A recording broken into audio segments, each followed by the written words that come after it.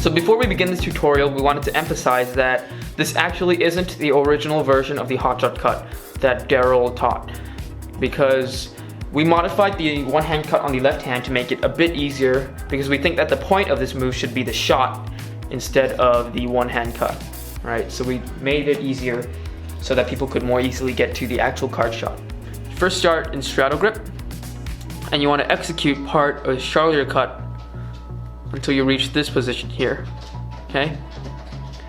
Then what you're gonna do is that you're gonna press down this packet with these 3 fingers, like so.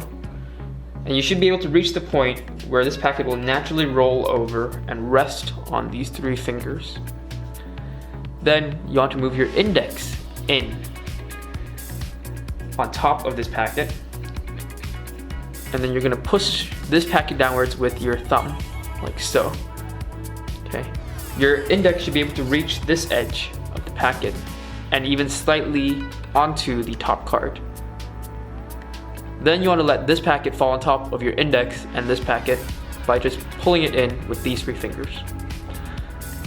Now your index should still be stuck between these 2 packets, and it will be able to slide 1 card outwards like so. Okay. Once you're here, you readjust your middle finger to move under this card. You're going to place it at the bottom right corner of the horizontally placed card, so around there. Okay, and once you're in this position, you're ready to do the shot.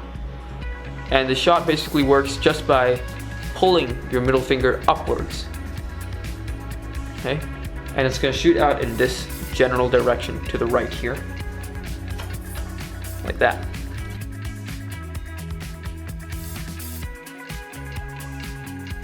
So when it comes to the hotshot cut, most people have trouble pulling out the card with their index and shooting the card outwards. So here we have a couple of tips to help you resolve some of these issues. The first is that while pulling out the card with your index, a lot of people have trouble sliding it out. And that is often because you don't have enough friction between your index and the card. So a way to deal with that is to simply trim your nails. Because if your nails are too long, it will be scratching the card and it won't have enough friction to pull the card out. Pulling the card out really relies on having the tip of the flesh of your index finger contact the card. Okay, so that's our first tip. The second is that for the card shot, you're going to make sure that this card is placed in the right position. If it's too far in, you won't be able to do a good looking shot. But if it's too far out, it will be hard to control as well. So you're going to make sure you find the perfect position, which is about somewhere like that. Okay. The way I remember it is that it's slightly less than 1/4 of the surface. So that right here, this right here is a 1/4, right? And it's slightly less than that. So something like this. Right. That'll give it a good amount of spin.